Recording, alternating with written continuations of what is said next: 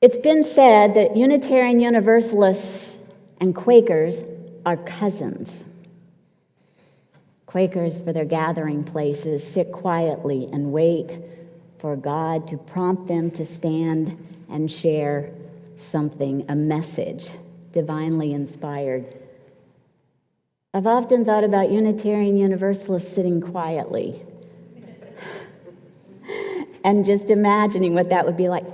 I think that was a message, or was that just my muscles telling me I need to stand up after a while?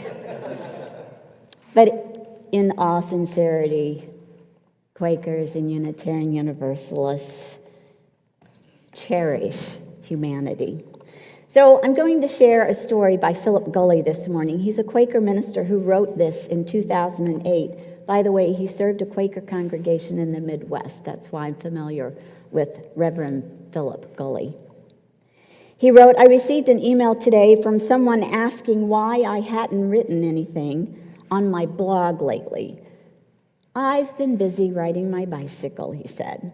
"I bought a new bike last year when gas hit $4 a gallon."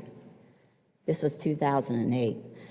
"I parked the car and climbed on my bike. My wife and I and our younger son, Sam, ride 10 miles each day. Some evenings we ride into town and visit Joan's mother. Other days we ride a loop through the country, then stop at the Dairy Queen. Consequently, I've lost no weight. But neither have I gained any. I'm still a svelte 162 pounds except for my pot belly. I discovered on the internet," he wrote, "a bike made in Sweden called a Skepchel. $1,895. I asked my wife if I can buy one. She laughed uproariously. I think that was her way of saying no. My first 3 bikes were hand-me-downs. I tend to be fiscally conservative. So I've saved more than enough money to buy a Swedish bicycle, but I'm married to a practical woman who won't stand for it. She's talking about going out of town next month to visit a friend for a few days. I think when she's gone, I'll order the bike. Now, it's a calculated risk. She'll roll her eyes a lot, make fun of me for doing it, but she's not the type to stay mad. I'll just tell her a sad story about me having hand-me-down bikes year after year." The humble bicycle. They're often overlooked and underappreciated. They're the shiny, new, just got it for my birthday bicycles. The I'll spend the extra money for the bells and whistles bicycles. And of course, the hand-me-down kind that you buy at a thrift store for $25, which is what I did a few years ago. The guys at the bike shop where I once had a tire replaced called it an antique and inquired, "Wouldn't you like to get an updated version?" It was a good brand, but it was old. I said, "You know, this one has too many stories on it right now. I can't give it up."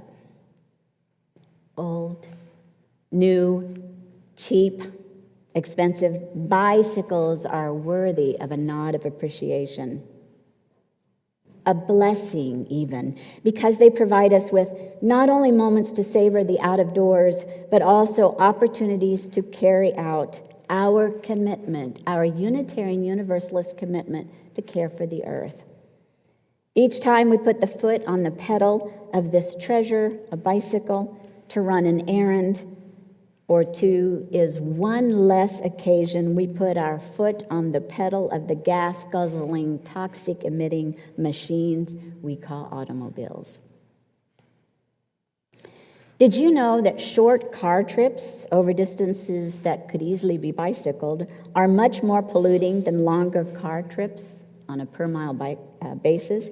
It's because 60% of pollution resulting from emissions is released during the first few minutes of ignition. As the country grows more crowded, there is more need to park cars. more tar, more blacktop, more pavement, more paradise being pulverized. Consider this. In a paved parking space, you can park around 5 to 6 bicycles, one paved parking spot. Even it's been said you can get even 12 to 15 bicycles in one paved parking spot. Now let's talk about the cost of that spot. One paved parking space runs $2,000. One paved parking space in a public garage costs $12,000. Unitarian Universalists are committed to affirming the interdependent web of existence of which we are part. Riding a bike is one thing we can do to preserve our bodies and our environment. Now, I understand there are occasions when it's not desirable to ride a bike. For example, you can't carry a bunch of groceries on a bike for a family of 4. I get that. I also know that for some of us physically, it is no longer an option. Maybe it has never been. However, able-bodied or not, we can all enjoy a ride on a bike. Consider this. A while ago, I saw a man sitting in a pedicab, one of those bikes with a 2-person cart attached to the back of it. The passenger's white-tipped cane was sticking out in that cart in the back. Both the rider and the man pedaling hard were smiling big, toothy smiles. It was apparent the man in the back was blind, and he too got to experience the joy of riding a bike. When I was considering joining with you all, this congregation, on a journey of Unitarian Universalist shared ministry, one of the attractions to this area was the Pinellas Bike Trail that runs from Tarpon Springs to St. Pete. Unfortunately, I have yet to ride the trail because I'm very busy. You all are giving me plenty of opportunities to share your ministry. However, I often will go to Honeymoon Island because the end of the island has this lovely 2-mile walk. So I'll go there. But as I come on Curlew Avenue, and it's Bayshore, I think it's Bayshore that follows and heads down to Dunedin, Pinellas Trail crosses that, and I wait for people to pass. How could anyone not celebrate the bicycle when you see the numerous individuals of all ages crossing? They're all shapes, they're all sizes. I've witnessed boxes of food perched on the back of the seats of a delivery person who was delivering food on a bicycle. Children with helmets as big as they are, wobbling back and forth on the back of the bike while their parent was pedaling up front. It's adorable. And then I've seen, of course, people riding with a basket and a little dog with ears going back like this up front. All kinds of shapes and sizes riding on the Pinellas Bike Trail. And then there's this story. Years ago, and I'm going to date myself here because when I was teaching in Fort Lauderdale, Florida, during the summer I would work for Borders Bookstore. Remember Borders? Younger people won't know Borders. Anyway, it was a bookstore, and one evening, just before closing, I didn't think there were any customers in the store, but while I was shelving a few books, I heard 2 people talking. One person said, "No, really, this cannot be true." The other person said, "Shh, don't tell anybody. I told you not to tell." I was dying to see who was talking. So I peeked around the wood shelves, and I saw 2 coworkers talking. Bonnie looked in my direction, said, "Amy, come here. You're not going to believe this. Kathy has something to tell you." The other woman threw an angry glare at Bonnie, and she turned to walk away. Bonnie said, "Oh, come on, Kathy. Amy won't laugh. Tell her what you just told me. Kathy said, promise you won't laugh? I said, of course. What is it? 35-year-old Kathy took a deep breath and said, I don't know how to ride a bike. I really want to learn. My girlfriend loves to ride a bike. I said, what? This can't be true. You've never learned to ride a bike? That's impossible. Kathy turned to walk away again. I touched her shoulder and said, oh, come on, don't be hurt. Bonnie and I are going to teach you how to ride a bike. Kathy said, that would be too embarrassing. People will laugh. I don't want people to see me learning to ride a bike. I said, what if we meet outside in the parking lot at 5 a.m. tomorrow morning before people are up and about? This will be fun. After a few moments of coaxing, Kathy agreed, and Bonnie said she would bring a bike. So there we were the next morning, 3 grown women meeting in the parking lot, not for nefarious things like selling drugs, but for a secret mission to teach a friend how to ride a bike. Kathy, the newbie bike rider, wore knee pads, elbow pads, and a bike helmet, strapped under her chin so tight her cheeks were bulging. She looked so funny. Bonnie and I looked at each other, shook our heads, and whispered, no laughing, no laughing, no laughing, no laughing. Bonnie took one side of the bike. I took the other. We held the bike. First, Kathy looked around to see if anybody was watching. Then slowly, she climbed onto the seat. She shook like Jell-O, but she was determined like any 10-year-old might be. Slowly, at first, we pushed the bike. Her feet were just resting on the pedals so she could feel what it felt like to ride. Soon, she was moving the pedals herself, and we let go, and there she was, flying through the parking lot on the bike. Now, here's the thing. It was amazing that she was riding the bike, but if any of you have endeavored to ride a bike, you know getting it to go is not the hard part. It's turning a corner or stopping, right? So before turning to come back to us, she pressed on the brake, threw both feet to the side, hopped to the ground, and let the bike drop. We thought she would be devastated that the bike hit the ground. Instead, she was hopping up and down, not yelling because it was 5 a.m. in the morning, but going, I did it, I did it, I did it, I did it. We were all dancing with her. All 3 women in our mid-30s danced with wild abandon like a 10-year-old, like this little kid.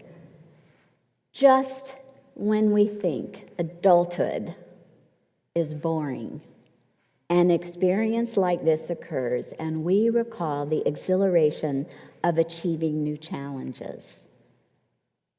This memory makes me smile as I recall the misty morning and the huge smile on Kathy's face. I'm so grateful for memories and the cognitive ability to recall them from the deep recesses, and they're getting deeper every year. But get this. There's new research that says riding a bicycle with intensity for as little as 15 minutes a day increases cognitive functioning dramatically. So even if you can't ride a bike outside anymore, maybe riding a stationary bike for even a short period of time could be helpful. Here's a quick fact also. Even if you don't ride, but you have the opportunity to witness people riding bikes, I hope this makes you happy too. I'm here to tell you living vicariously is underrated. I think it's a good thing to smile when somebody goes flying by on a bike, even though we may not be able to ride a bike anymore. One can experience joy upon observing other people riding or running on a trail. Here's a quick fact. Did you know that there are 102 routes for riding a bike here in Clearwater? Not just Duke Energy Trail or Pinellas Trail, but other 102 routes for riding a bike. Some routes are even hilly. Believe it? Some routes are even hilly. Maybe my talk has brought a memory, an endearing memory about a bicycle. Maybe a grandchild riding a bike, or maybe something that happened to you when you were riding a bike. I'm going to invite Bill Foley to come down and share an endearing story about riding a bike.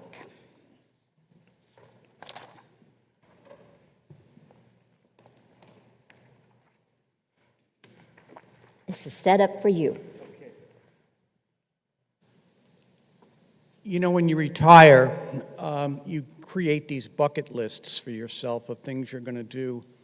And one of the things that I decided to do was bike across the country. And let me start by contradicting Reverend Amy. Two things. One, you would never do anything like that on a $25 bike. And two, I'm not sure that your cognitive ability improves when you continue to bang your head on pavement as you fly over the handlebars. But in any case, we rode. One of the people, there were 28 of us. One was a very close friend, a guy named Scott Alexander, who also happens to be a Unitarian minister.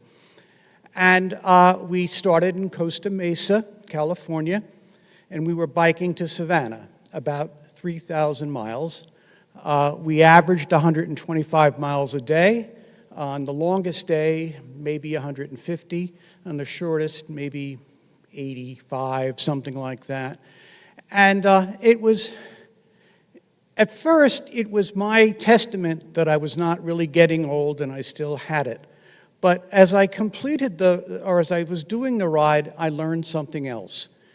Two things. One is the kindness of strangers, and the other is the diversity and beauty of this country.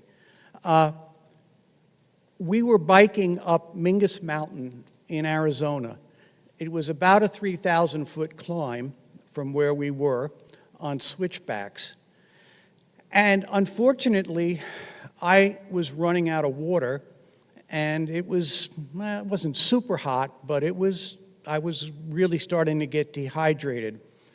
And I stopped, and there was a camper pulled over on the side of the road, and I asked them if they could give me any water.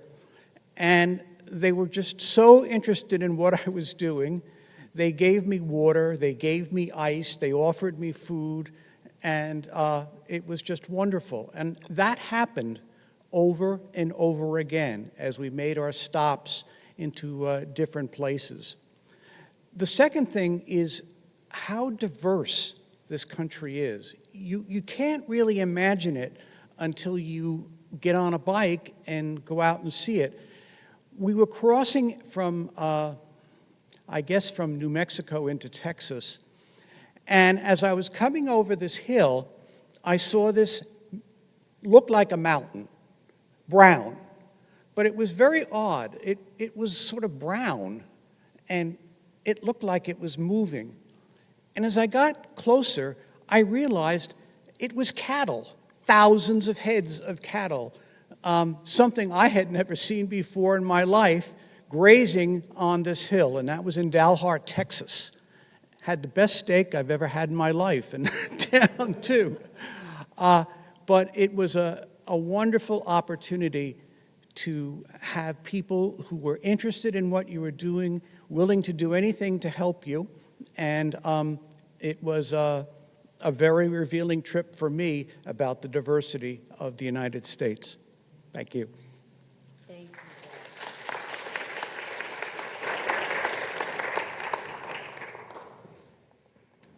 Now, I can't close this message without this fact as well, and Bill hinted to this.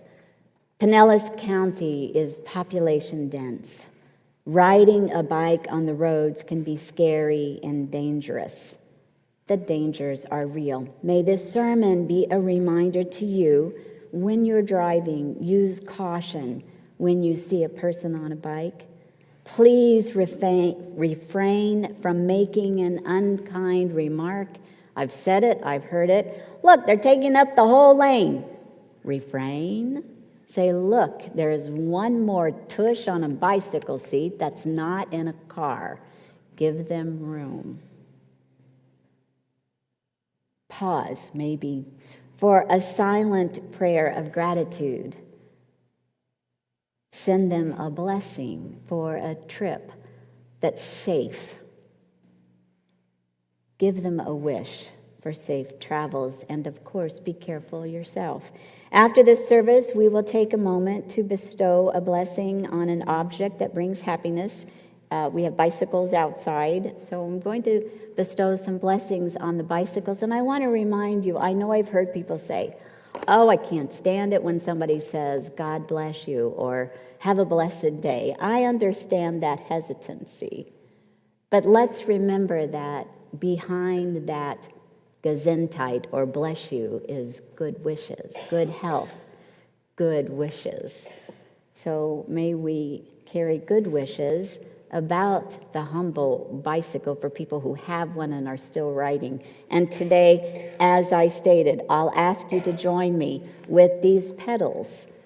I bestow this blessing for beauty before thee and beauty behind thee, with these sprigs of thyme and rosemary. I wish the rider to experience wonderful aromas from the plants that surround you, and a little bit of sand for the reminder that gravel happens, and when it does, maybe you hop right back up and dance your way to trying it again. Blessed be the humble bicycle, harbinger of memories and our hope for a healthier future. Thank you.